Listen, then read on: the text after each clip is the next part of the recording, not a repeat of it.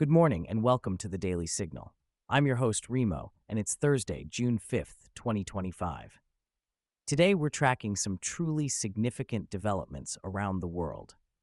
We'll start with breaking news from the Middle East, where Israeli forces have recovered two hostages from Gaza in a military operation that's raising new questions about the ongoing conflict. We'll also dive into troubling escalations in Ukraine as peace talks hit another roadblock, and examine a controversial new travel ban that's already stirring international debate. But it's not all heavy news today. We'll also tell you about a very hungry elephant in Thailand who decided to go grocery shopping and the incredible human gathering that's just begun in India. Plus, we'll explore everything from AI security concerns to a centuries-old bomb discovery that's disrupted life for thousands in Germany. 15 minutes, 10 stories, one world. Let's get started. We begin with breaking developments from the Middle East. Israeli and American forces have successfully recovered the bodies of two Israeli-American hostages from Gaza in what officials are calling a joint military operation. The two individuals were taken during the October 7th attacks and had been held in Gaza for over 8 months. While their families finally have answers, this recovery operation highlights the ongoing complexity of hostage negotiations and rescue efforts in the region. What makes this particularly significant is the joint nature of the operation, showing continued U.S. military cooperation with Israel, even as diplomatic pressure mounts for ceasefire agreements. For the families involved, it brings closure to months of agonizing uncertainty, though the circumstances remind us that over 100 hostages are still believed to be held in Gaza. This development comes at a time when international mediators are struggling to broker lasting peace agreements, making each rescue operation both a small victory and a reminder of the broader humanitarian crisis that continues to unfold. Speaking of international conflicts, the war in Ukraine is entering what many analysts are calling its most critical phase yet. According to new reports from Al Jazeera, Russia has significantly intensified its military operations just as peace negotiations appear to have reached a complete dead end. This escalation is particularly concerning because it suggests both sides are preparing for what could be a prolonged military campaign rather than seeking diplomatic solutions. Russian forces have reportedly increased attacks on civilian infrastructure, while Ukraine has been receiving new shipments of advanced defensive weapons from Western allies.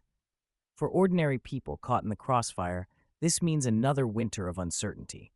Energy grids remain vulnerable, supply chains are disrupted, and millions of civilians continue to live under the constant threat of attack. The broader implications here extend far beyond Ukraine's borders. Global food prices, energy markets, and international security arrangements all hang in the balance as this conflict shows no signs of resolution. Turning to U.S. policy news, the New York Times has published detailed analysis of a new travel ban that's already generating significant international controversy. The restrictions affect citizens from multiple countries and have been implemented with immediate effect. According to the reporting, the ban includes detailed maps and charts showing which nations are affected and why. What's particularly noteworthy is how quickly this policy was implemented, catching many travelers and even some diplomatic missions off guard. International reaction has been swift, with several countries promising reciprocal measures. Airlines are scrambling to adjust booking systems, and immigration lawyers report a surge in inquiries from affected individuals. This story matters because travel restrictions don't just affect tourism, they impact business relationships, academic exchanges, and family connections that span multiple countries. The ripple effects of such policies often extend far beyond their intended scope.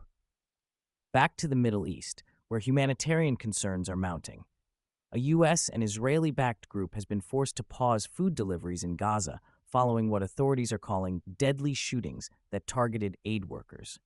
This development is particularly troubling because it puts vulnerable civilians at even greater risk.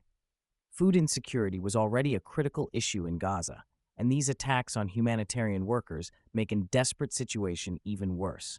The incident raises fundamental questions about the safety of international aid operations in conflict zones. When humanitarian workers become targets, it creates a vicious cycle. Those most in need of assistance become even more isolated from help. International organizations are now being forced to reassess their security protocols, which could mean longer delays in getting essential supplies to families who are already struggling to survive. From international news to a gripping courtroom drama in Australia, where prosecutors in the so-called mushroom trial have revealed shocking new details. They claim the accused carefully weighed what they call a fatal dose using kitchen scales, suggesting this was no accidental poisoning.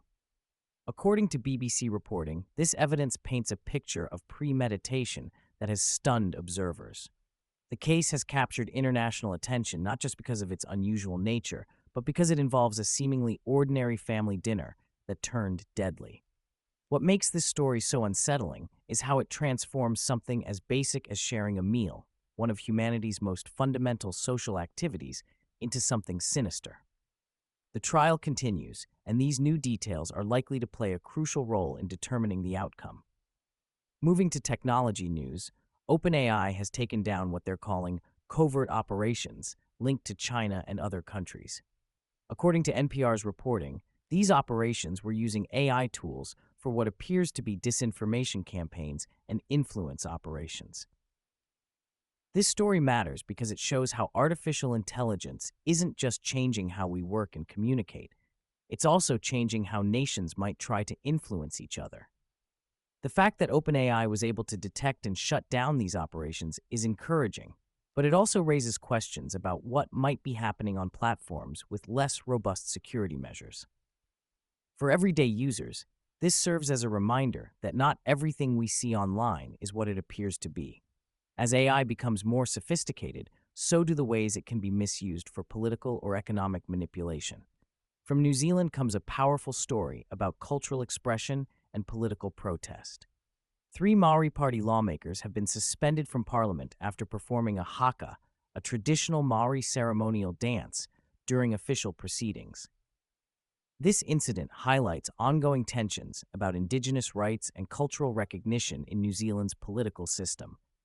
The haka isn't just a dance, it's a deeply meaningful cultural expression that connects to centuries of Maori tradition and identity. The suspension has sparked debate about whether parliamentary rules adequately respect Indigenous culture or whether they inadvertently suppress important forms of cultural expression.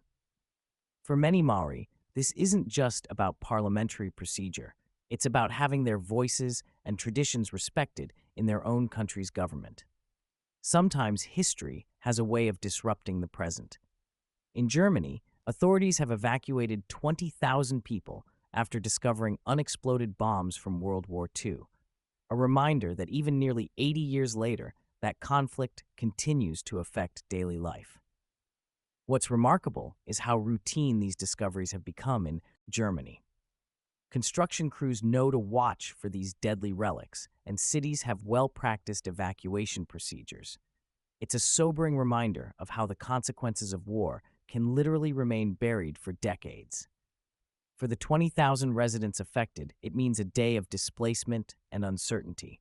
But it also represents something positive, Germany's commitment to safely removing these dangerous remnants rather than simply ignoring them. Now for a story that's both amusing and touching. In Thailand, a hungry wild elephant decided to do some grocery shopping, wandering into a local store and helping itself to snacks and supplies. While this might sound funny, it actually reflects serious environmental challenges. As natural habitats shrink, wild animals are increasingly coming into contact with human settlements. This elephant wasn't being mischievous. It was likely following food scents and trying to survive. Local wildlife officials safely guided the elephant back to its natural habitat. But incidents like this are becoming more common across Southeast Asia as development encroaches on traditional animal territories. Finally, we end with something truly spectacular.